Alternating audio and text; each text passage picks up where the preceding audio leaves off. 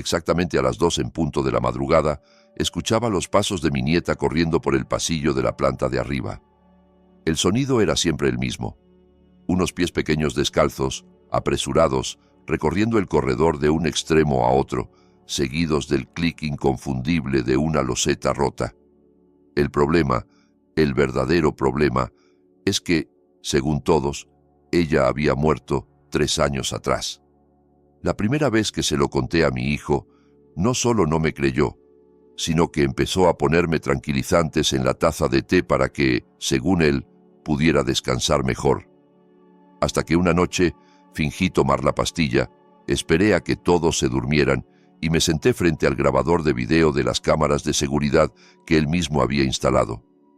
Lo que vi en la pantalla me dejó sin voz, sin aire y sin la poca fe que me quedaba en mi propia familia. Antes de contártelo, te voy a pedir algo. Si estás escuchando esta historia en tu celular, dale like, suscríbete y quédate conmigo hasta el final. Luego cuéntame en los comentarios desde qué ciudad me escuchas para saber hasta dónde ha llegado lo que voy a contar. Y gracias de corazón a quienes ya le dieron like y se suscribieron. Que Dios les dé salud, claridad en la mente y una vida larga, lejos de personas que juegan con la cordura de los demás.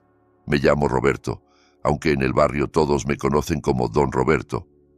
Llevo más de 30 años viviendo en la misma casa de 2 plantas en las afueras de Ciudad de México, una casa larga y algo estrecha, como esas que se fueron alargando con el tiempo a base de remiendos y ampliaciones baratas.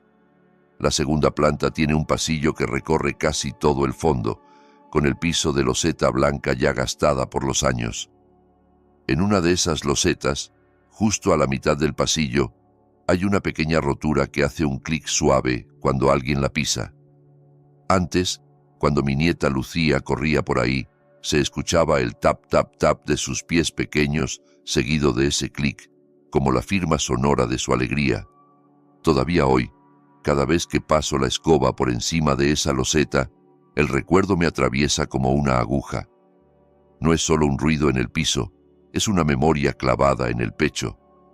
En la pared del pasillo cuelga una hilera de cuadros familiares que he ido colgando durante décadas. Es casi como un árbol genealógico torcido. Primero, la foto en blanco y negro de mi boda con Teresa, mi difunta esposa. Luego, una de Carlos, mi hijo, con el uniforme de la secundaria, pelo engominado y sonrisa tímida. Otra de su graduación del bachillerato, con una corbata que le quedaba grande. Una de su boda con Paula, los 2 jóvenes, ilusionados, llenos de promesas. Y, en medio de todas, como si fuera el corazón de esa colección, la foto de Lucía con su uniforme del kinder. Mejillas redondas, coletas altas y una sonrisa tan grande que se le cerraban los ojos. Debajo de los cuadros hay un estante angosto donde descansan un oso de peluche de orejas caídas, un cochecito rojo de plástico y un par de muñecas baratas que nadie se ha atrevido a tirar. Ese rincón es un pequeño altar, no porque yo lo haya decidido así, sino porque la ausencia de Lucía lo convirtió en eso. Casi todas las mañanas sigo la misma rutina, como si repetir gestos me ayudara a no pensar demasiado. Me levanto temprano, voy al baño, me lavo la cara con agua fría para despejarme y me siento un momento en la orilla de la cama a rezar.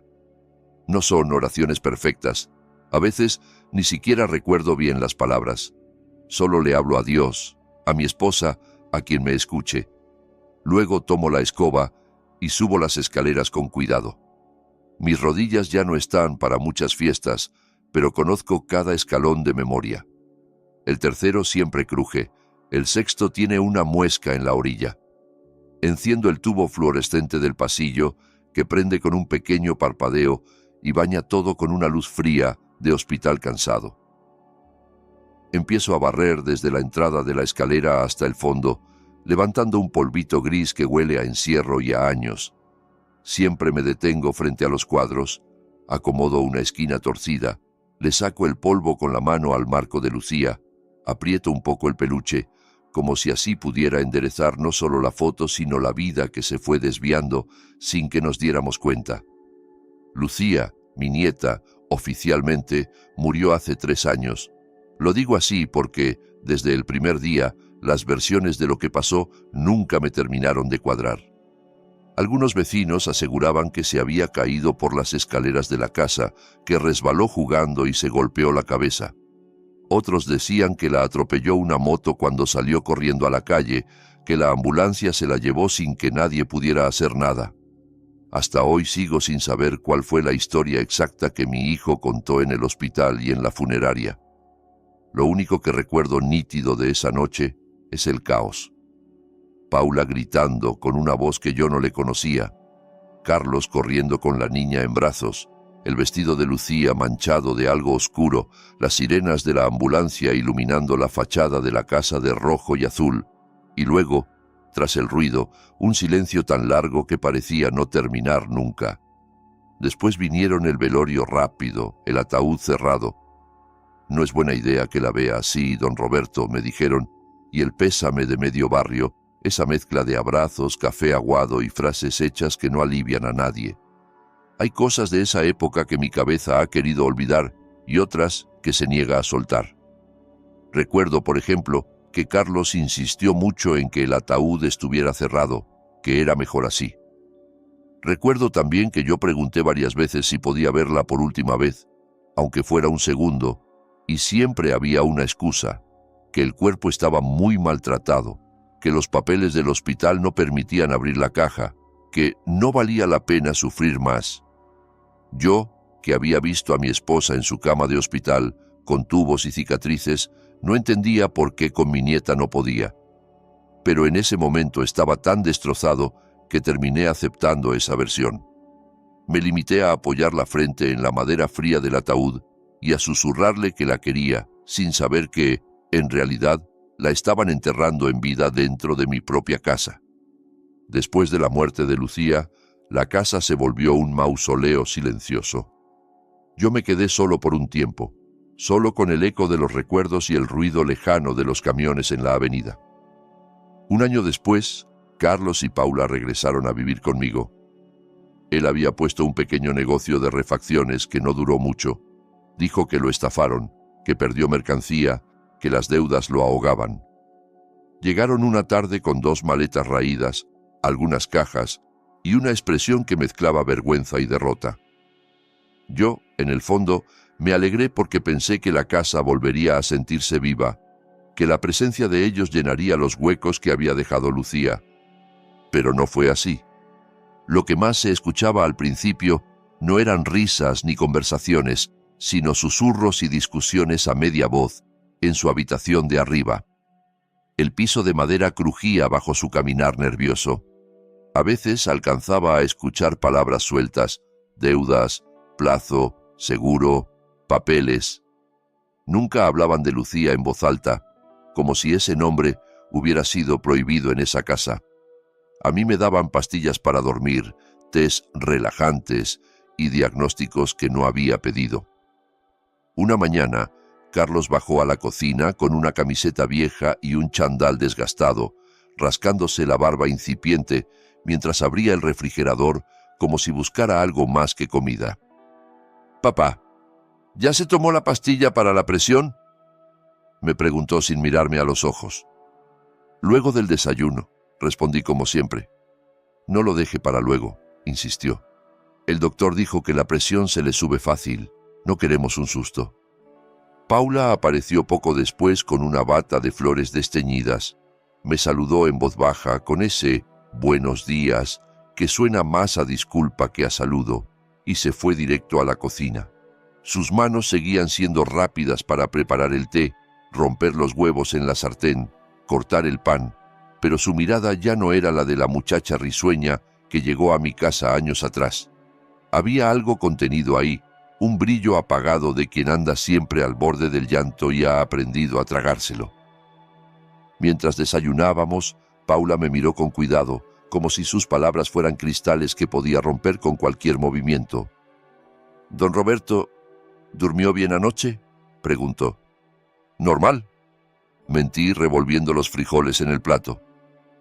«Carlos dice que se despertó varias veces, dice que tuvo pesadillas. Carlos intervino de inmediato con ese tono de quien se siente más listo que todos. «Papá, ¿se acuerda de lo que dijo la psiquiatra?», empezó apoyando los codos en la mesa. «Que a su edad es normal dormir ligero, pensar mucho, soñar raro, sobre todo por lo de Lucía». La palabra psiquiatra todavía me daba vergüenza, como si fuera una etiqueta pegada en la frente. La primera vez que Carlos me llevó a ver a la doctora Natalia, sentí que me desnudaban el alma en una consulta fría, con paredes blancas y diplomas enmarcados. Ella habló de trauma, de duelos mal elaborados, de cómo el cerebro puede jugar trucos crueles para hacernos sentir que quienes ya murieron siguen ahí. Yo asentía casi todo porque no tenía fuerzas para discutir, pero por dentro me dolió que le llamaran síntomas a lo que para mí era simplemente extrañar a mi nieta. Aún así, acepté tomar los calmantes suaves que recetó, convencido de que solo serían temporales y de que Carlos, mi hijo, los manejaría con cuidado. Desde entonces, cada vez que volvía de la consulta, la casa se sentía más rara. Carlos repetía las palabras de la doctora como si fueran mandamientos, y yo era el hereje empeñado en seguir escuchando una voz que ya no existía. Lo que nunca cambiaría era la puerta que más me dolía en toda la casa, la habitación de Lucía, cerrada desde el día de su supuesto entierro, con la manija fría y el seguro siempre echado. Un par de veces intenté abrirla, solo para encontrarme con la resistencia del cerrojo. La única respuesta que recibí de Carlos fue siempre la misma. «Papá, mejor no la abra», me decía con voz firme. «Solo se va a hacer daño recordando. Déjela así. Es mejor para todos». Yo callaba, pero justamente porque no podía entrar, mi cabeza inventaba y reescribía una y otra vez lo que podría haber dentro. Sus juguetes, sus cuadernos, alguna pijama favorita aún doblada en la cama. Esa puerta cerrada pesaba como una piedra en medio de la casa, especialmente de noche, cuando las sombras del pasillo parecen agrandarse y los silencios suenan más que cualquier ruido. La primera vez que escuché los pasos fue una noche cualquiera, cerca de las 2 de la madrugada. No hubo trueno, ni lluvia, ni un sueño extraño que me despertara. Simplemente abrí los ojos y supe de inmediato que algo no estaba en su lugar. La televisión de arriba, que Carlos solía dejar encendida, estaba apagada. La calle estaba extrañamente silenciosa, sin música de vecinos ni motores pasajeros. Solo se oía el zumbido del ventilador en mi cuarto y el tic-tac del reloj de pared marcando los segundos. Entonces, muy suave, casi como si viniera de otro tiempo, escuché el sonido. Pasos pequeños, rápidos, recorriendo el pasillo de la planta alta. Tap, tap, tap, tap. Y, claramente, el clic de la loseta rota. Después, como si fuera una estela de ese movimiento, llegó una risita corta de niña, tan leve que casi la confundí con el viento. Se me erizó la piel desde la nuca hasta los pies. Me quedé mirando el techo, conteniendo la respiración, con el corazón golpeando el colchón por dentro. Me repetí mentalmente que seguramente era la tele de algún vecino, que los hijos del de enfrente estaban jugando, que las casas viejas crujen y hacen ruido sin sentido. Me giré hacia la pared, me subí la sábana hasta el cuello e intenté convencerme de que la casa estaba dormida. Pero en el fondo del pecho algo me susurraba que no, que había alguien despierto allá arriba, recorriendo el mismo pasillo que yo barría cada mañana. La sensación no se fue con la luz del día. Se me quedó pegada al cuerpo como humedad, como ese frío que uno no se logra sacudir aunque se ponga suéter. Durante el desayuno, observé a Carlos y a Paula con otros ojos. Él se quejaba de la inflación, del precio de la gasolina, como si el mundo entero conspirara contra él. Ella asentía en silencio, moviendo la cucharita del café. Yo abría la boca para contarles lo de los pasos y la risita, pero la cerraba de inmediato, temiendo que el más mínimo comentario bastara para que me subieran la dosis de pastillas. La noche siguiente todo fue peor. Me desperté otra vez sin motivo aparente y miré el reloj de la mesita de noche, la 1:30. Intenté volver a dormir, pero una inquietud rara me revolvía el estómago. El tic-tac del reloj sonaba más fuerte de lo normal, como si marcara una cuenta regresiva. Cuando las manecillas llegaron a las 2, el sonido volvió. Tap, tap, tap, tap. Esta vez más nítido, más marcado.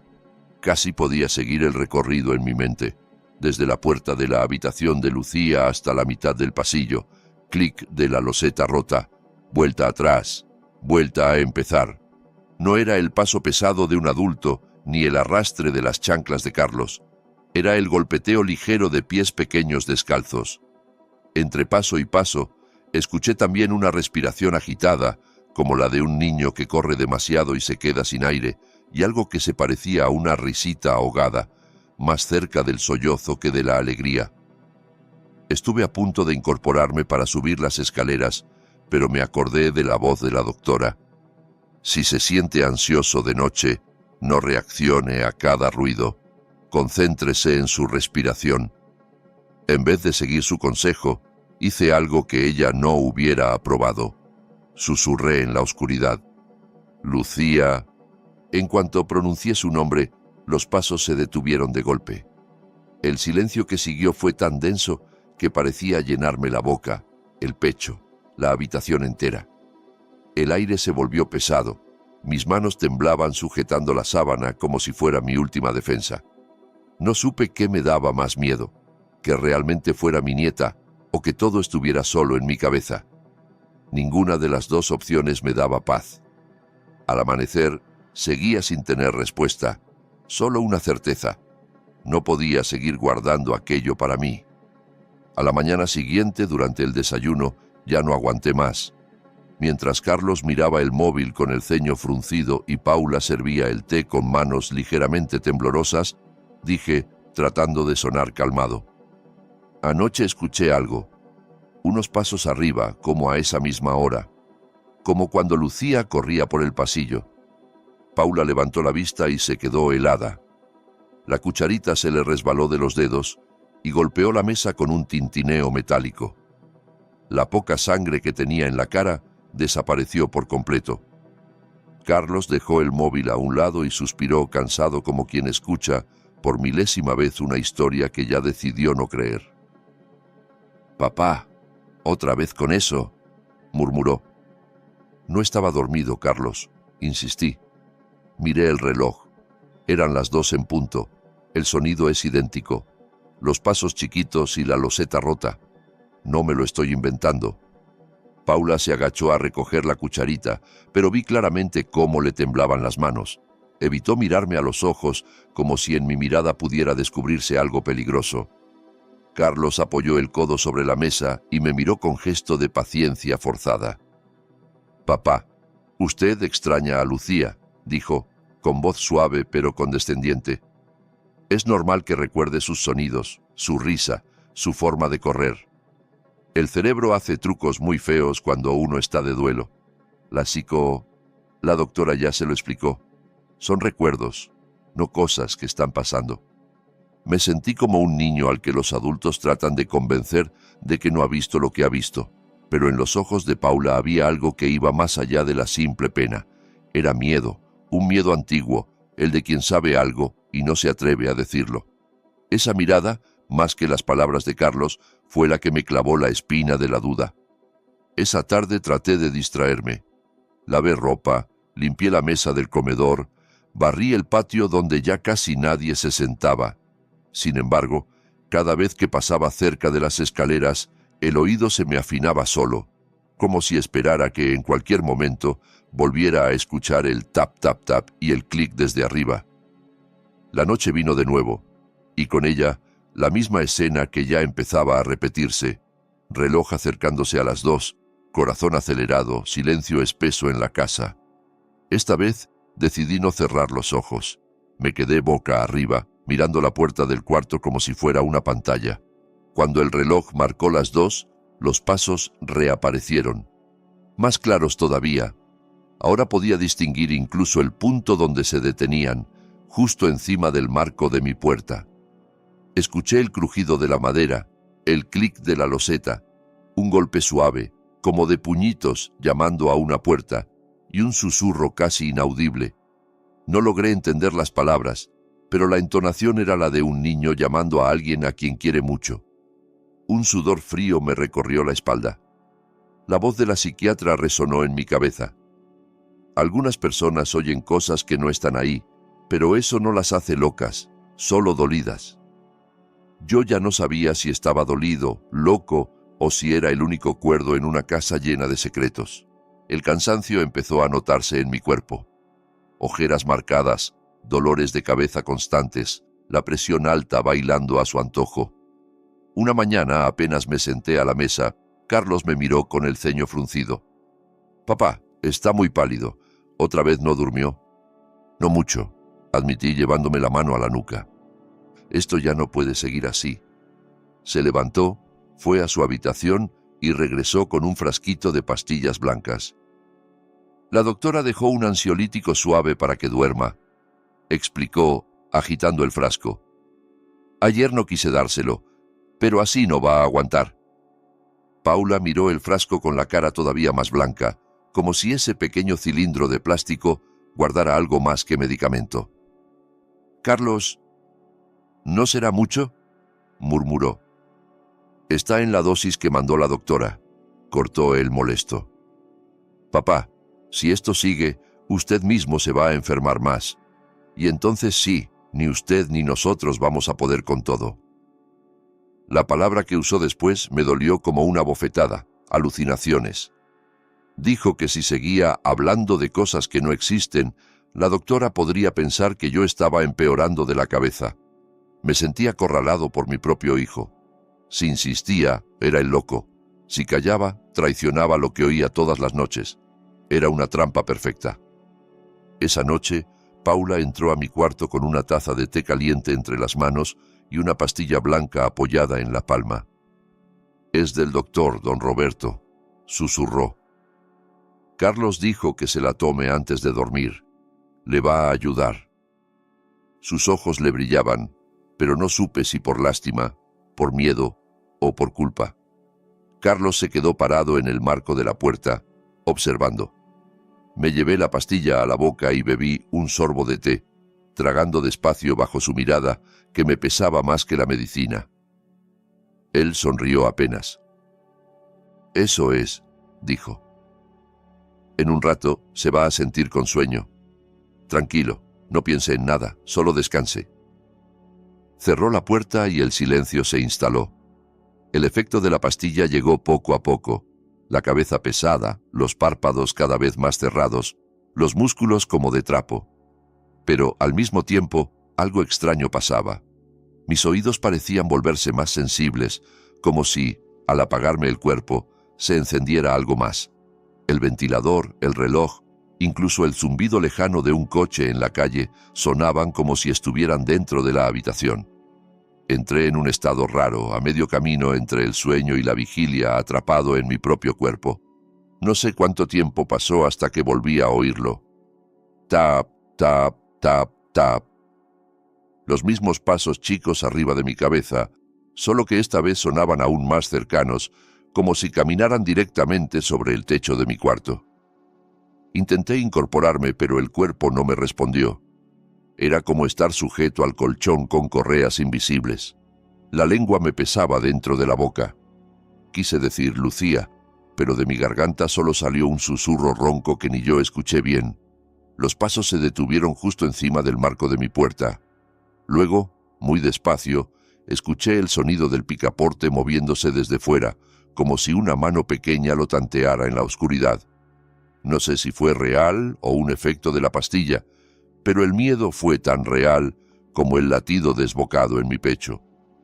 Al amanecer me desperté agotado, con la boca seca, la cabeza embotada y el cuerpo rendido, como si hubiera pasado una semana enfermo.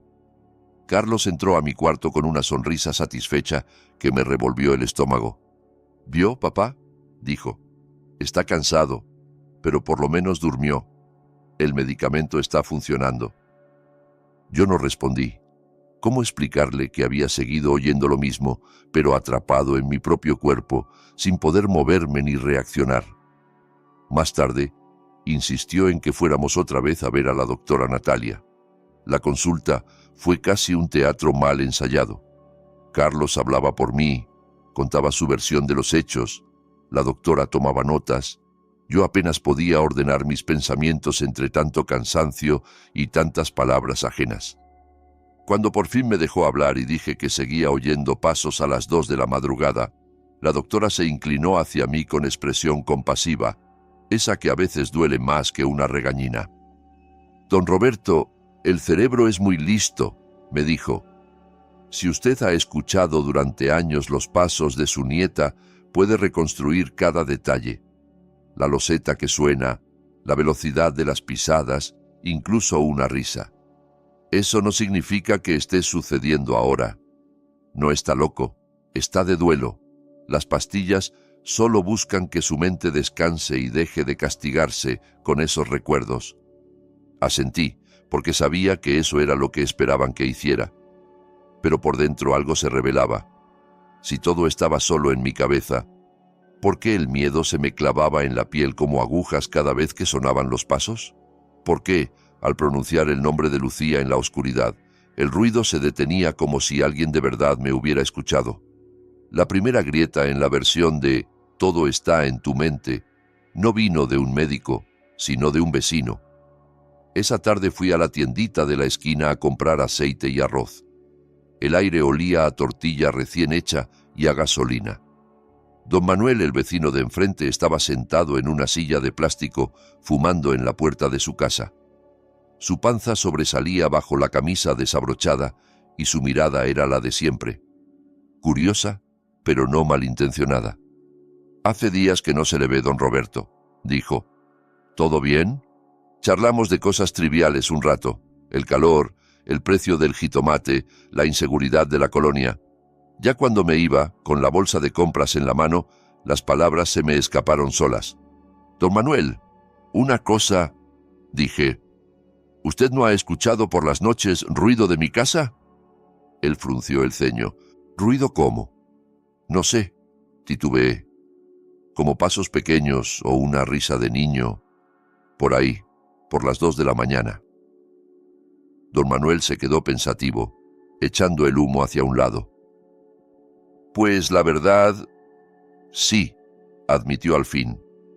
«Algunas noches me despierta algo así, como si un niño corriera o se riera bajito por ahí. Yo siempre pensé que ustedes dejaban la tele muy alta o que tenían visitas». Sentí que se me helaba la nuca. «¿A qué hora suele escuchar eso?», pregunté, tratando de sonar casual. «No tengo reloj en la recámara», respondió, «pero casi siempre es bien entrada la noche. Me despierto, agarro el teléfono y suelen ser como las 2. Luego me tapo la cabeza y ya. Uno no se mete en cosas de otros». Regresé a casa con la compra en una mano y un torbellino de preguntas en la cabeza. Si don Manuel escuchaba lo mismo que yo, entonces no podía ser solo mi cerebro jugando trucos. Había algo pasando en esa casa y yo era el único al que querían convencer de que no. Esa noche, Carlos anunció con una tranquilidad que me dio escalofríos que subiría un poco la dosis de mi medicamento. «La doctora lo autorizó por teléfono», dijo. «Dice que sigue muy nervioso, papá. Es por su bien». Paula apenas abrió la boca para protestar y él la silenció con una mirada dura. Algo en mí se encendió. Cuando ella trajo la taza con la pastilla, hice exactamente el mismo teatro de la noche anterior, pero esta vez con una diferencia. No tragué. Fingí el movimiento de la garganta, hice ruido con el té, sonreí débilmente. Cuando cerraron la puerta y el sonido de sus pasos se alejó por el pasillo, saqué la pastilla de la boca y la escondí bajo la almohada. Es curioso cómo, en cuanto uno deja de doparse para complacer a otros, la casa empieza a mostrar cosas que antes parecían invisibles. Al día siguiente, cuando Carlos salió temprano diciendo que tenía entrevistas de trabajo y Paula se fue al mercado, aproveché el silencio como si fuera un regalo. Subí las escaleras con calma, sintiendo cada quejido de la madera bajo mis pies. El pasillo estaba igual que siempre y al mismo tiempo distinto. Además de las fotos familiares, noté algo que, increíblemente, nunca había visto o nunca me habían dejado ver con claridad. Junto al respiradero del pasillo, casi pegado al techo, colgaba un pequeño gancho con un llavero. Eran 3 llaves, una grande, una mediana y una pequeña. Mis dedos sudaban mientras descolgaba el llavero. Probé la llave pequeña en la cerradura de la habitación de Lucía. Encajó al primer intento y giró con un clic suave que me recorrió la espina dorsal. La puerta se abrió lentamente, como si también le costara salir de ese encierro. Un olor a polvo viejo, a talco de bebé reseco y a ropa guardada demasiado tiempo, me golpeó de frente.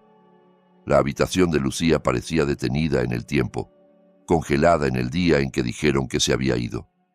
En las paredes había pegatinas de dibujos animados medio despegadas, una cortina rosa apagada por el sol, y en una esquina un colchoncito con sábanas de nubes, todavía tendido pero cubierto por una fina capa de polvo. Sobre la almohada reposaba el mismo oso de peluche de siempre, con el pelaje apagado y una oreja caída. En el escritorio pequeño, de madera barata, había hojas y colores tirados como si alguien los hubiera dejado allí con prisas. Tomé el primer dibujo, el pasillo de arriba, con los cuadros en la pared y la loseta rota señalada con un círculo rojo. Al fondo, una figura alta y negra, sin rostro definido, plantada junto a la puerta del cuarto del fondo. Abajo, con letra torcida de niña, se leía: «A Lucía le da miedo el reloj». Tragué saliva y tomé otro dibujo. Esta vez era una puerta, claramente la del fondo del pasillo, la que Carlos siempre llamaba el cuarto de Triques. A su lado, una niña de pelo largo, con la boca pequeña dibujada hacia abajo. Debajo, otra frase: «Papá se enoja si Lucía sale a la hora del reloj». Esas palabras me helaron la sangre. Así que el reloj y esa puerta eran un problema desde antes del supuesto accidente. Me agaché para mirar el piso y descubrí algo más. Marcas finas en las losetas como rayones que iban desde la salida de la habitación de Lucía hasta la puerta del fondo. Parecían hechos por algo que se arrastraba siempre por el mismo camino, tal vez unas sandalias demasiado grandes o una silla arrastrada muchas veces. Algunos rayones estaban viejos y opacos, pero uno, cerca del cuarto de Triques, brillaba más nuevo, casi sin polvo. Salí de la habitación con el corazón en la garganta y seguí el pasillo hasta la puerta del fondo, esa que siempre estaba cerrada y que Carlos insistía en llamar bodega o trastero. No tenía ninguna etiqueta ni candado a la vista, solo la madera gastada y un picaporte frío. Pegué la frente a la puerta unos segundos. Me pareció percibir un hilo de aire más frío filtrarse desde dentro, o tal vez era solo el miedo haciéndome ver cosas. Cuando bajé a la planta baja, otro detalle llamó mi atención, uno que había estado frente a mis ojos todo el tiempo. Un cable negro y delgado iba pegado al zócalo de la pared de la escalera y se perdía detrás del mueble grande de la televisión. Nunca le había prestado atención. Empujé el aparador unos centímetros, con esfuerzo, porque era de madera maciza. Detrás, semi-escondida, había una cajita negra con una lucecita roja parpadeando. El grabador de las cámaras de seguridad. De pronto recordé que, años antes, cuando en la colonia hubo unos robos, Carlos llegó entusiasmado. «Papá, voy a poner cámaras. Es mejor prevenir», dijo entonces enseñando una caja nueva. Unos meses después, comentó que se habían descompuesto, que eran chinas y salieron malas, que ya no grababan nada. Yo le creí. Ahora, esa lucecita roja me decía otra cosa. Me temblaron las manos al tocar los botones. Alcancé a leer menú, play, cam 1, 2, 3, 4, en letras diminutas. No entendía bien cómo manejarlo, pero algo sí era claro. La casa llevaba tiempo viéndonos desde ángulos que yo desconocía. Justo en ese momento tocaron la puerta de la calle. «Don Roberto». Era Raúl, el hijo adolescente de don Manuel. «Mi papá le manda unas verduras que le sobraron del tianguis». Corrí a empujar el mueble de vuelta a su sitio, como si me hubieran pillado en un acto prohibido. Abrí la puerta, agradecí las bolsas de verduras y, cuando el muchacho ya se iba, me atreví a preguntarle algo más. «Raúl, aquella noche de hace 3 años, cuando se llevaron a Lucía al hospital, ¿tuviste algo?» El chico se quedó apoyado en el portón, pensativo. «Esa noche fue un lío, don Roberto», dijo. «Había patrullas, gente llorando, vecinos afuera. Todos decían que la niña ya no estaba, que se la habían llevado, pero yo dudó. Yo juraría que, mucho después de que dijeron que se había ido, la vi en la ventana de arriba, agarrando la cortina. La llamé bajito, pero no me contestó. Al día siguiente ya todos repetían que había muerto en el hospital. Cuando lo conté, me dijeron que estaba confundido. Y a veces, en la madrugada, todavía se oye un niño correr por aquí. Por eso ya casi no juego afuera de noche. Con cada palabra de Raúl, la versión oficial de la familia se despedazaba un poco más. Lucía apareciendo en la ventana cuando ya debía estar en una morgue. Vecinos escuchando lo mismo que yo. Un grabador de video escondido, parpadeando.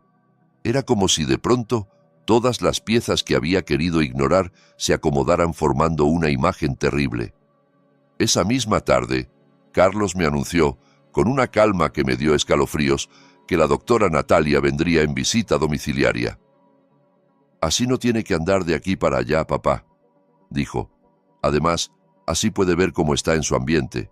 Es lo mejor para todos». Su tono no sonaba a preocupación, sonaba a alguien preparando un escenario. Cuando la doctora llegó, la casa estaba extrañamente ordenada y silenciosa, la televisión apagada, la mesa impecable, Paula sentada en la esquina del sofá, rígida, como si no quisiera ocupar espacio. Carlos se colocó a su lado, demasiado dispuesto a hablar. «¿Cómo se ha sentido, don Roberto?», preguntó la doctora sentándose frente a mí con su libreta. «Cansado», respondí, «y sigo oyendo cosas arriba. Pasos a esa hora. Siempre a esa hora». Antes de que pudiera explicar más, Carlos intervino. «Doctora, últimamente mi papá también ha empezado a decir que yo le echo demasiada medicina en el té, que quiero marearlo a propósito», dijo con voz triste. «Me preocupa que se ponga paranoico. No quiero que termine acusando a cualquiera de cosas raras». La doctora me miró con seriedad. Yo sentí, más que la mirada de una psiquiatra, el peso de una juez. «Es normal que sienta miedo, don Roberto», dijo. «Pero Carlos está haciendo lo que puede por ayudarlo. Si usted duda de todo, eso solo va a aumentar la ansiedad. Tal vez tengamos que ajustar un poco la medicación para darle más estabilidad, pero lo más importante es que no se centre tanto en los sonidos. Si los alimenta con atención, se vuelven más intensos». En ese momento, comprendí que Carlos tenía en sus manos una carta peligrosísima, la de declararme incapaz o enfermo. Bastaba con que repitiera lo suficiente que yo estaba mal para que cualquiera le creyera a él antes que a mí. Y por si fuera poco, más tarde me lanzó otra amenaza envuelta en preocupación. «Papá», me dijo a solas en la cocina, «si esto sigue empeorando, voy a tener que buscar una residencia donde lo cuiden. Yo no puedo con todo. No quiero, pero me va a obligar. Piénselo». La palabra residencia me hizo un nudo en el estómago. Esa casa era lo único que me quedaba de mi esposa, nuestro único patrimonio, el lugar donde mi hijo dio sus primeros pasos y donde Lucía aprendió a decir abue. La idea de que me sacaran de allí, además con fama de loco, me dio más miedo que cualquier ruido en la noche. Más tarde, cuando Carlos se fue a hacer trámites y Paula entró en mi habitación con la ropa doblada, cerró la puerta despacio y se sentó al borde de la cama. Algo en ella había cambiado. No era solo cansancio, era una decisión formándose. «Don Roberto», me dijo en voz muy baja, con la vista clavada en sus manos, «yo también los oigo, esos pasos, desde hace tiempo, desde antes de que usted lo dijera. Vienen de arriba, hacia el cuarto del fondo. Pero cada vez que se lo menciono a Carlos, se enoja. Dice que estoy igual que usted, que voy a acabar en el psiquiatra». La vi temblar. Sus ojos buscaban los míos como quien se agarra de una tabla en medio del mar. «¿Y aquella noche, la noche del accidente?», pregunté. «Paula, dime la verdad. ¿Qué pasó de verdad con Lucía?». Abrió la boca, dispuesta al fin a hablar, y un par de lágrimas le resbalaron por las mejillas. «Yo», empezó. «Don Roberto, yo En ese momento sonó la voz de Carlos desde la cocina, llamándola para que le ayudara con el garrafón de agua. Paula se secó las lágrimas a toda prisa, como si las hubiera robado, y salió como si nada, dejándome solo con la certeza de que todo estaba mal y nadie iba a hacer nada si yo no empezaba primero. Esa noche tomé una decisión. Otra vez representaron el teatro del té con la pastilla. Otra vez fingí tragar, y otra vez escondí el comprimido, esta vez en el bolsillo del pijama. Apagué la luz principal, dejé solo la lamparita de noche encendida y me quedé despierto, consciente y tenso, mirando la puerta. El reloj marcó la 1, luego la 1:30, y mi corazón iba al mismo ritmo que el segundero. Cuando las manecillas se juntaron en el 12 y en el 2, la casa entera pareció contener el aliento. Entonces llegaron los pasos. Tap, tap, tap, tap. Pero esta vez no sonaban juguetones ni curiosos.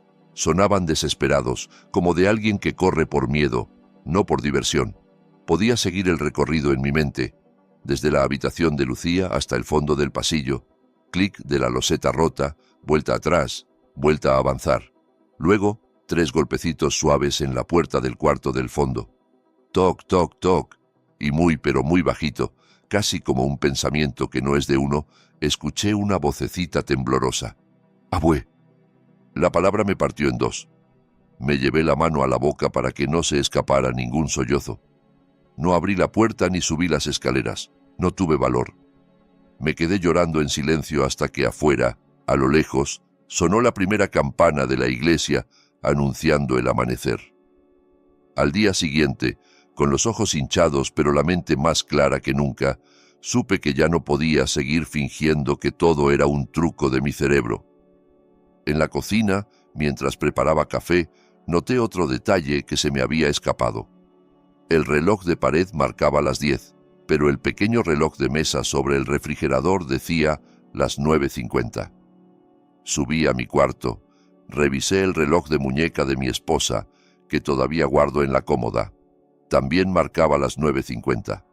El único adelantado era el de la cocina.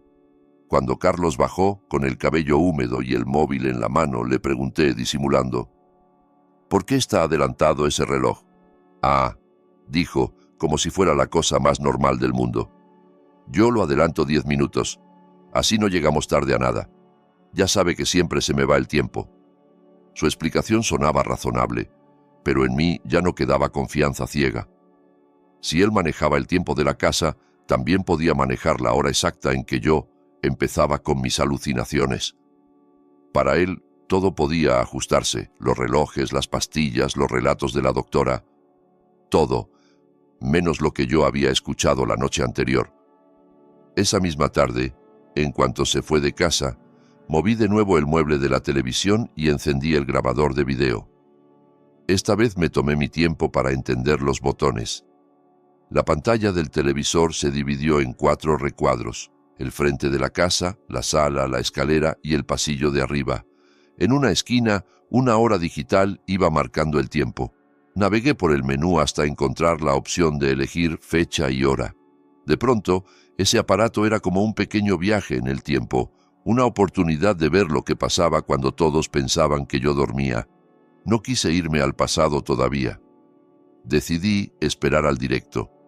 Apagué la luz de la sala, arrastré una silla frente al televisor, me envolví en una manta y me quedé solo, a oscuras, con el parpadeo de la pantalla como única compañía.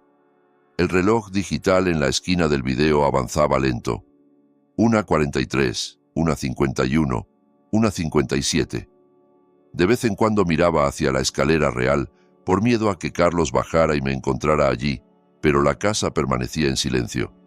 La cámara del pasillo mostraba las puertas cerradas, la de la habitación de Lucía, la de la habitación de Carlos y Paula, y la del famoso cuarto de triques al fondo. Cuando el display marcó las 1:59, sentí que el corazón se me quería salir por la boca. A las 2 al principio no pasó nada. El pasillo seguía vacío, inmóvil, como una fotografía.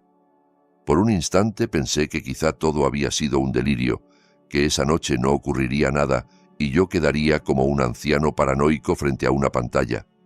Entonces, muy despacio, La puerta de la habitación de Lucía se abrió sola unos centímetros.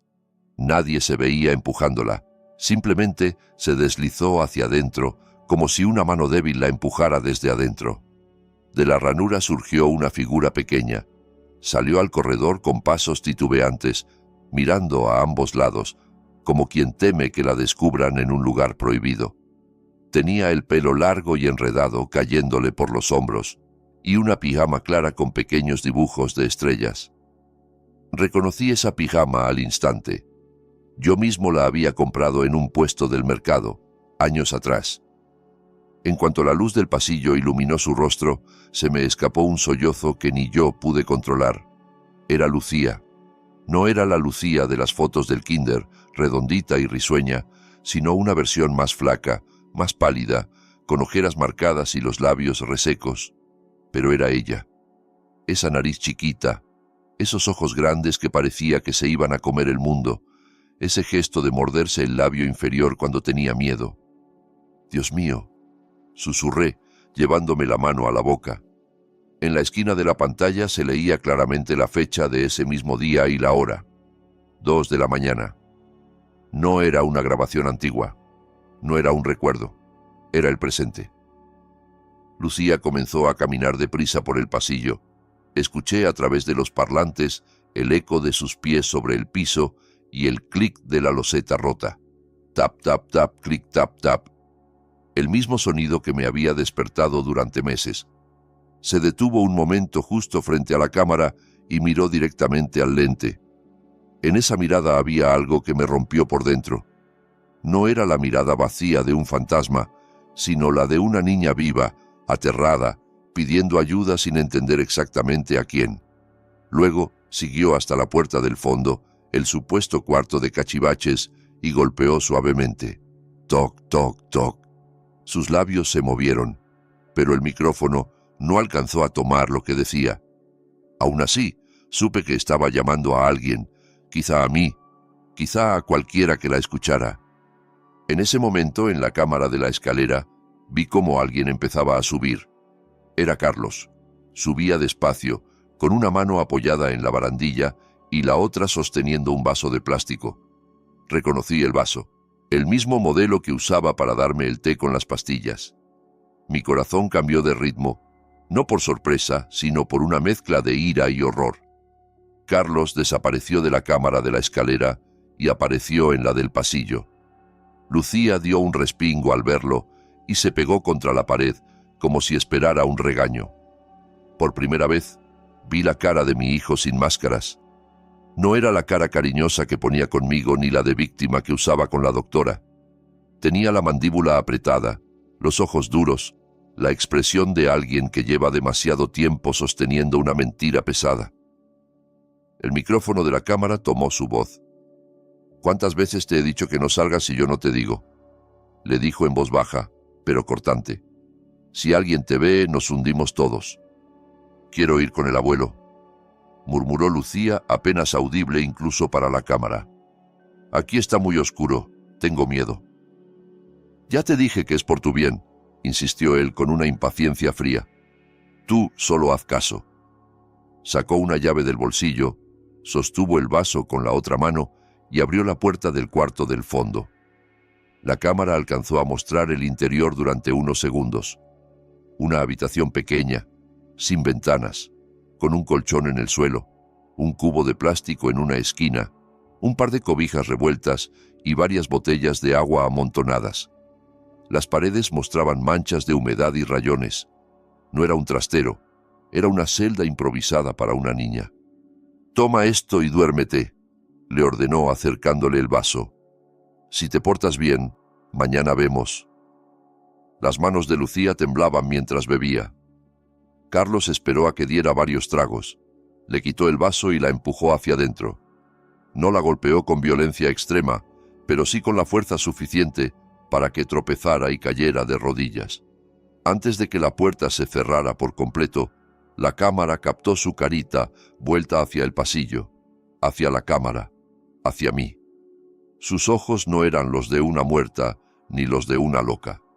Eran los de una niña que llevaba demasiado tiempo pidiendo auxilio en silencio. Cuando la puerta se cerró, se oyó el giro de la llave. Clic. Carlos se quedó unos segundos con la mano en el picaporte, la cabeza gacha. Después levantó la vista y miró hacia la cámara, como si sospechara que alguien lo observaba. Su mirada se clavó en el lente, atravesó la pantalla y me alcanzó a mí, que temblaba en la sala. Tras ese segundo interminable, apagó la luz del pasillo. La imagen se oscureció casi por completo. Me quedé paralizado, con el mando del grabador de video entre los dedos, sin apenas sentir el cuerpo. Lo que durante 3 años había vivido como duelo, como muerte, estaba ahí, vivo, encerrado en una habitación de mi propia casa. No era un fantasma el que corría a las 2 de la madrugada. Era mi nieta, que nunca se había ido. No eran alucinaciones lo que me mantenían despierto. Era la realidad golpeando desde arriba, mientras todos intentaban convencerme de que yo era el problema. No sé cuánto tiempo estuve frente al televisor después de eso. Solo sé que, en algún momento, el ruido de la casa real me devolvió al presente. El crujido de la escalera, un paso más pesado, el de Carlos bajando.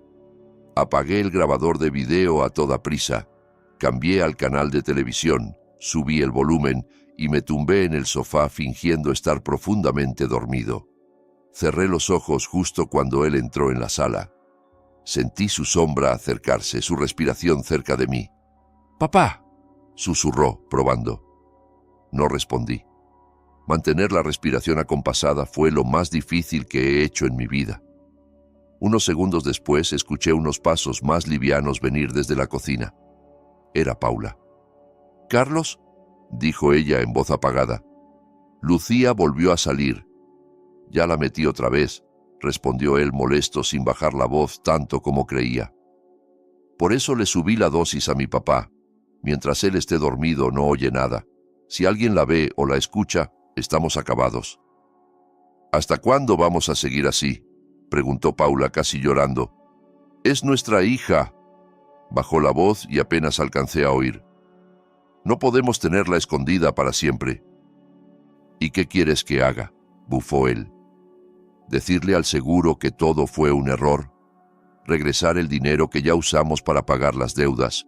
¿Ir a la cárcel? ¿O callamos o nos hundimos todos? Y si tú sigues hablando de más, los que se van a quedar sin nada también son tu mamá y tu suegro. Piensa en eso». Sus pasos se alejaron hacia la escalera y el corazón me retumbaba tanto que pensé que lo oirían desde allí. No era solo dolor por Lucía, era una sensación de traición que quemaba. Mi propio hijo me había hecho creer que estaba perdiendo la razón para tapar un crimen. Cuando por fin el silencio volvió, subí a mi habitación y lloré hasta quedarme sin lágrimas. Lloré por Lucía, por mi esposa ya muerta, por ese niño que yo había criado y que ahora era capaz de algo así. A la mañana siguiente, en cuanto Carlos salió de la casa, busqué a Paula en su cuarto. Cerré la puerta con llave y la miré a los ojos, sin rodeos. «Lo vi todo», le dije. «Lucía, el cuarto del fondo, las pastillas. Lo vi en las cámaras. Y los escuché anoche. Ya no me pueden decir que estoy loco». Paula se desplomó en la orilla de la cama como si le hubieran cortado las piernas. Se tapó la cara con las manos y empezó a llorar con un llanto que no era de un rato, sino de años. «Perdón, don Roberto, perdón», repetía una y otra vez entre sollozos. «Yo soy una cobarde. Yo lo sabía y no hice nada». «Cuéntame todo», le pedí sentándome frente a ella. «Si aún te queda algo de amor por esa niña, cuéntamelo todo». Tardó varios minutos en poder hablar, tragándose el miedo y la vergüenza. Entre hipidos, empezó desde aquella noche. Dijo que Lucía había caído por las escaleras, que su cabeza había golpeado muy fuerte uno de los peldaños, que hubo mucha sangre y gritos, que en el hospital hablaron de posibles daños cerebrales, de terapias largas, de costos que ellos no podrían pagar, que justo esa noche hubo un caos en urgencias. Otra niña fallecida, papeles cruzados, médicos desbordados. Carlos dijo que era una oportunidad, susurró Paula con la voz rota, que si en los papeles ponían que Lucía estaba muerta, el seguro pagaría. que con ese dinero podríamos pagar todo lo que debíamos y empezar de cero, que si no, nos iban a quitar hasta esta casa. Yo estaba en shock, don Roberto. No entendía nada. ¿Y el entierro?, pregunté con la voz cortada. ¿A quién despedimos entonces? No lo sé, dijo, acurrucándose sobre sí misma. Carlos se encargó de todo. Yo solo lloraba y firmaba donde él decía. Me dijo que usted no debía ver nada, que era mejor para usted, y después la trajo de vuelta a escondidas. Según Paula, mantuvieron a Lucía en el hospital hasta estabilizarla, sin decir nada a nadie. En el barrio ya todos la daban por muerta. Después, aprovechando el caos y el error en los papeles, Carlos se las arregló para sacarla y traerla a la casa sin que quedara constancia. La metió en el supuesto cuarto de Triques, prometiendo que sería solo por un tiempo, hasta que las cosas se calmaran, hasta que encontraran la forma de arreglarlo. Pero el tiempo se estiró hasta 3 años. Cada vez que intentaba decirle que esto era una barbaridad, me amenazaba, continuó Paula.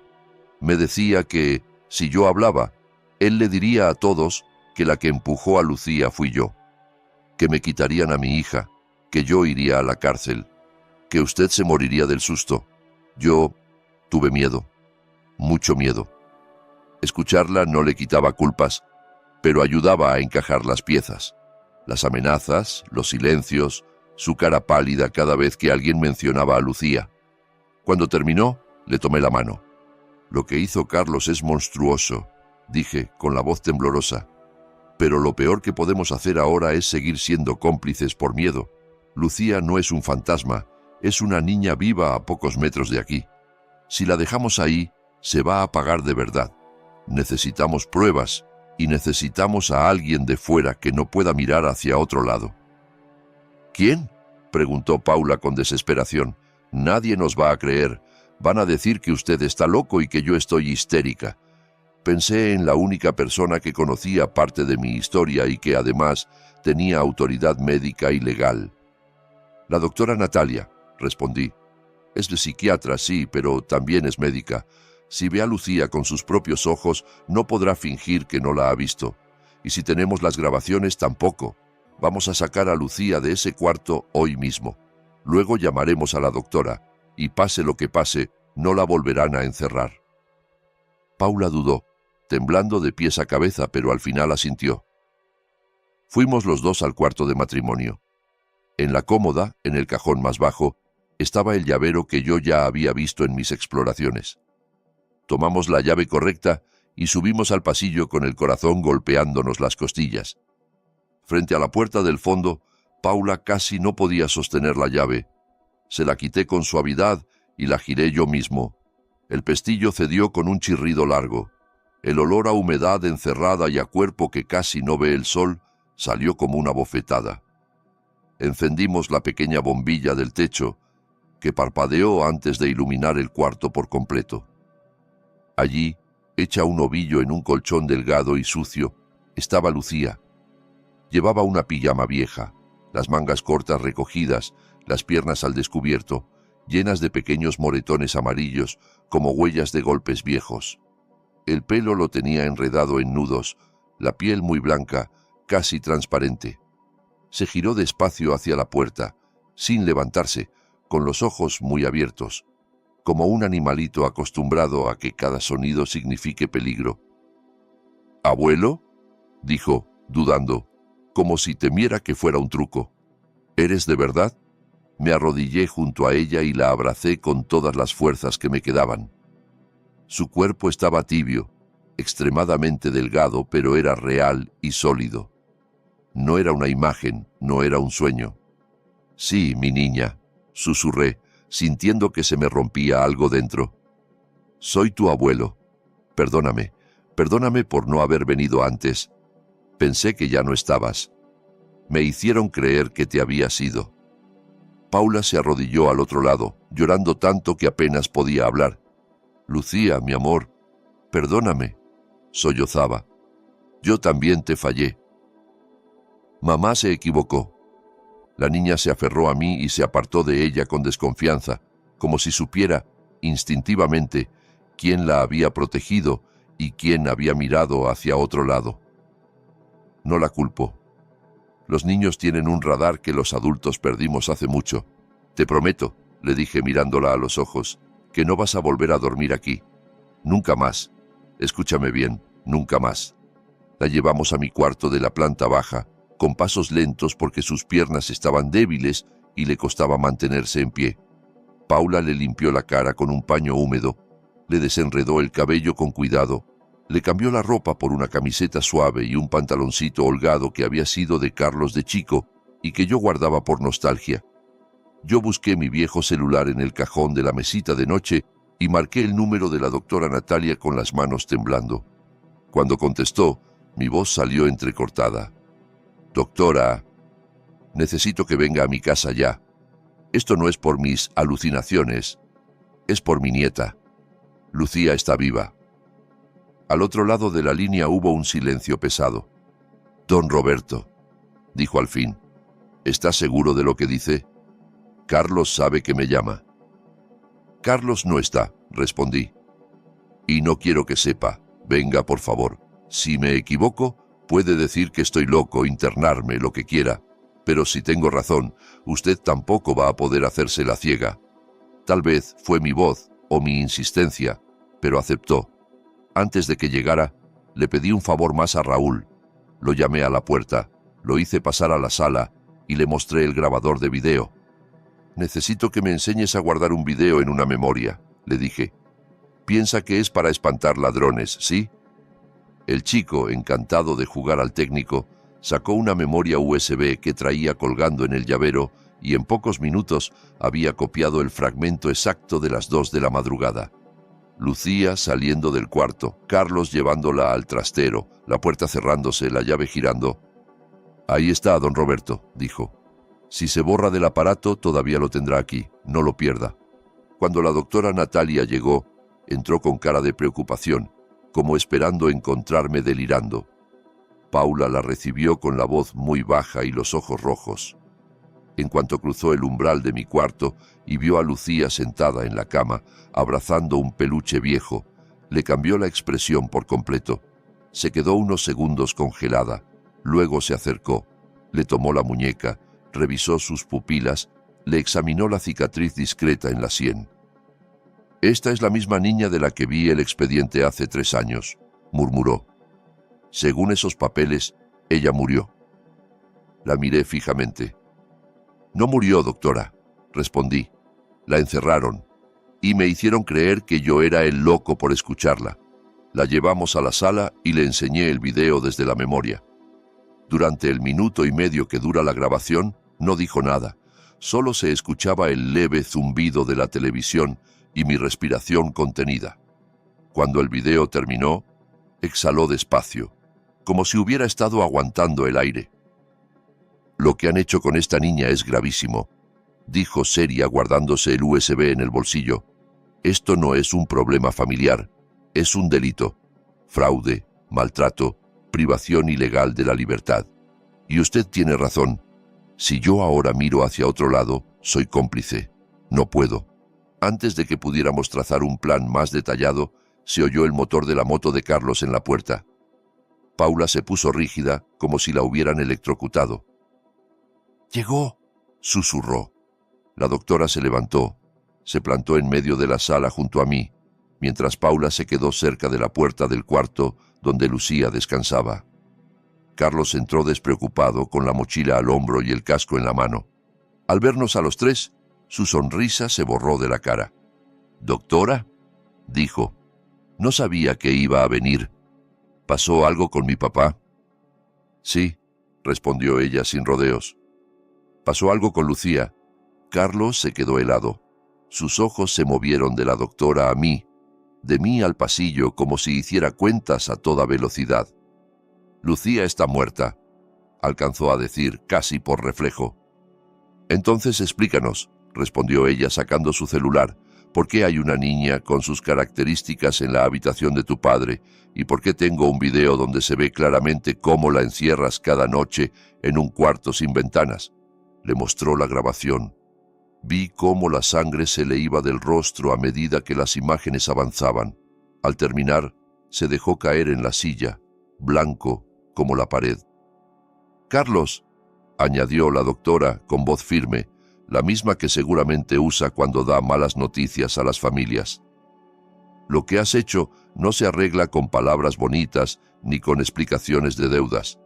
O vienes ahora mismo conmigo a la comisaría a denunciar los hechos y a entregar todo lo que tengas, o llamo a la policía desde aquí mismo. Pero te advierto, en cualquier caso, esto va a salir a la luz. Por primera vez en mucho tiempo vi a mi hijo sin excusas ni disfraces, solo como un hombre acorralado por sus propias decisiones. Yo me asusté», balbuceó. «Tenía deudas, amenazas, la gente del dinero encima. En el hospital se equivocaron con los papeles, dijeron otro nombre. Yo solo aproveché.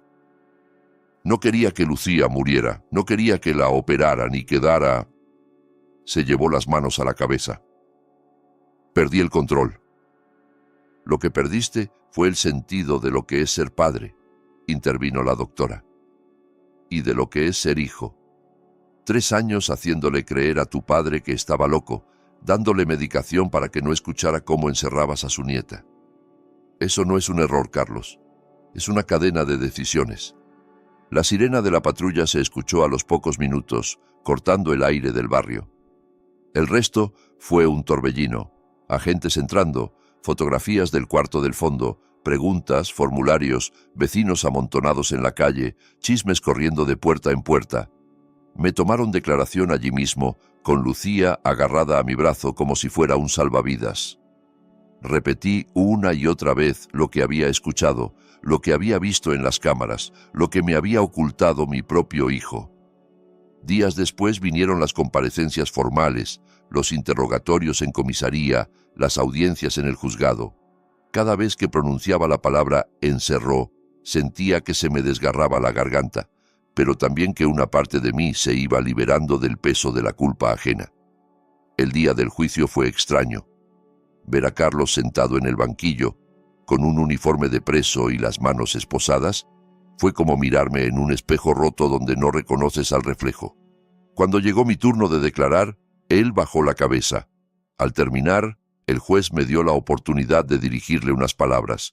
Lo miré, buscando en su rostro al niño que una vez se durmió en mi pecho y al adolescente que me pedía consejos sobre la vida.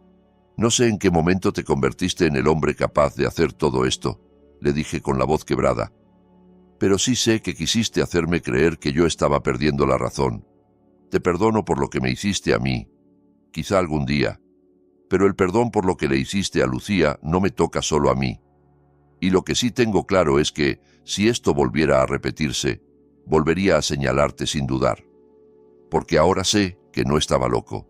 Carlos fue condenado a varios años de prisión por fraude al seguro, falsificación de documentos y maltrato infantil. Paula recibió una pena menor, libertad vigilada, terapia obligatoria y la prohibición de acercarse sola a Lucía hasta que los psicólogos lo consideraran apropiado. Ella aceptó todo sin discutir. Un día, a la salida del juzgado, se acercó a mí, con los ojos hinchados y la voz apagada. «Si tengo que pasar el resto de mi vida intentando compensar lo que permití, lo haré», dijo. «Solo quiero que Lucía tenga la oportunidad que yo no le di estos años. Yo no le prometí nada que no supiera si podría cumplir, pero tampoco la eché de nuestras vidas. Si quieres estar cerca de ella», respondí, «tendrás que aprender a no volver a mirar hacia otro lado. No basta con quererla, hay que tener valor cuando más miedo da». Poco a poco, la casa fue cambiando.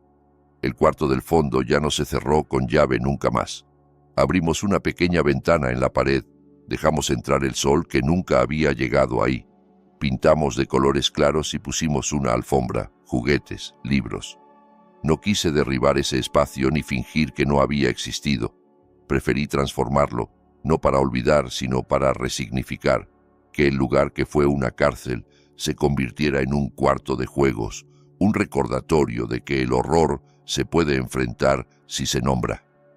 El pasillo de arriba lo pintamos de blanco y cambiamos el tubo fluorescente por una luz cálida, de esas que hacen que todo se vea menos triste. La loseta rota, sin embargo, decidí dejarla. Ya no me daba miedo su clic. Ahora, cada vez que la pisamos, es como un recordatorio de que el sonido de aquellos pasos no era una locura mía, sino el grito silencioso de una niña pidiendo ayuda. Lucía empezó terapia con una psicóloga infantil. Al principio apenas hablaba, se sentaba frente a las hojas en blanco y dibujaba puertas cerradas, habitaciones oscuras, figuras grandes y negras de pie en los pasillos. Con el tiempo, esos dibujos fueron cambiando. Aparecieron ventanas, árboles, patios, flores, niñas jugando con una figura encorvada de cabello blanco que, según ella, era su abuelo. Físicamente se recuperó rápido, comía bien, dormía mejor, jugaba, corría por el patio con una pelota vieja que rescatamos del trastero. En la pared del pasillo donde antes solo había una foto suya enmarcada, adornada como un altar, ahora hay otra. Lucía con el uniforme de su escuela nueva, un poco seria todavía, pero con una luz distinta en la mirada. El barrio, como todos los barrios, habló mucho al principio. Que si yo también debía haber sabido, que si un padre no denuncia a un hijo, que si qué barbaridad, que si qué vergüenza. Luego, con el tiempo, las historias se diluyen entre chismes nuevos y problemas ajenos. Un día, don Manuel vino con 2 vasos de té y se sentó conmigo en la banqueta, bajo la sombra del árbol que apenas alcanza a cubrirnos del sol. Yo también me siento culpable, don Roberto, confesó, mirando la calle. Escuchaba cosas raras de su casa, pero pensaba, son cosas de familia, y me metía para adentro. La próxima vez que oiga algo así, no me voy a quedar callado. Todos aprendimos algo, respondí. A veces, quienes nos hacen dudar de nuestra cordura no son las voces de la cabeza, sino las voces de quienes insisten en que lo que vemos no es real. Uno aprende, aunque sea tarde. Todavía hay noches en que me despierto de golpe y miro el reloj casi por reflejo. A mi edad, uno se levanta a medianoche solo para ir al baño, no porque lo llamen desde el más allá, o eso pensaba antes. Ahora, si el reloj marca las 2, una parte antigua de mí se tensa esperando oír el tap-tap-tap sobre mi cabeza. Pero la casa suena distinto. Se oye el ventilador, alguna motocicleta lejana, los grillos del jardín, nada más. Una de esas noches, meses después de que todo explotara, escuché, sin embargo, unos pasos pequeños acercarse a mi puerta. Esta vez no venían del techo, sino del pasillo. La manija giró despacio y asomó la cabecita de Lucía abrazando su oso de peluche, con el pelo ya más cuidado y las ojeras menos profundas. «Abue», susurró. «No puedo dormir. Estaba pensando en mi papá». La invité a meterse en la cama conmigo, haciéndole un hueco a mi lado. «Ven», le dije. «Vamos a pedir por él. No para que salga rápido, sino para que de verdad cambie aquí». Me toqué el pecho. «Para que algún día pueda mirarte a los ojos sin mentir». Juntamos las manos y murmuramos una pequeña oración, cada uno a su manera, con palabras torpes pero sinceras. Después, ella apoyó la cabeza en mi brazo. «Abue», dijo con la voz ya medio dormida. «Cuando yo ya no tenga miedo a la oscuridad, ¿me vas a dejar correr otra vez en el pasillo a las 2? Pero para jugar, no para llorar». Se me hizo un nudo de ternura y de rabia mezcladas. «Claro», respondí, «pero esta vez no vas a correr sola. Vamos a correr juntos. Y no habrá puertas cerradas ni vasos con pastillas esperándote. Si corres a las 2, será porque eres libre, no porque estás pidiendo ayuda». Ella sonrió, se acurrucó un poco más y al poco rato se quedó profundamente dormida, esta vez sin sobresaltos. Me quedé despierto un rato más, mirando el techo de la habitación. El reloj siguió marcando las horas, pero ya no era un enemigo. Durante años cada tic-tac me había recordado que nadie me creía, que quizá estaba perdiendo la razón. Hoy entiendo que lo que estaba roto no era mi cabeza, sino la lealtad de quienes me rodeaban. Ahora sé algo que ojalá nunca olvides. Si algún día esa vocecita interna te dice, esto no está bien, escúchala. A veces no son los muertos los que nos persiguen, sino las verdades que otros quieren enterrar. Y si alguna vez vuelvo a escuchar pasos pequeños en el pasillo a las 2 de la madrugada, sabré que no es un espíritu atrapado ni una alucinación. Será solo Lucía, con el corazón más ligero, corriendo a buscar a su abuelo. Y esta vez no habrá sedantes en mi té, ni llaves escondidas, ni cámaras usadas para ocultar pecados. Solo estaremos ella y yo, el clic de la loseta rota y la certeza de que, por primera vez en mucho tiempo, la casa respira en paz. Y tú, que llegaste hasta este punto de la historia, quédate con algo. Nunca ignores esa vocecita que te dice, esto no está bien. A veces no son los muertos los que nos persiguen, sino las mentiras que otros quieren que traguemos como si fueran verdad. Pregunta, duda, escucha tu intuición y protege siempre a los que no pueden defenderse solos, aunque eso signifique ponerte en contra de quienes más quieres. La verdadera locura no es ver lo que otros no ven, sino cerrar los ojos para no hacerse responsable. Y si esta historia te removió algo por dentro, si te hizo pensar en tu familia, en tus miedos o en esas verdades que a veces se intentan enterrar, te pido un favor. Deja tu like, suscríbete y activa la campanita para que no te pierdas las próximas historias. Cuéntame en los comentarios desde dónde me escuchas y si alguna vez te hicieron dudar de tu propia cordura. Y por último, comparte este video con alguien que necesite recordar que no está loco.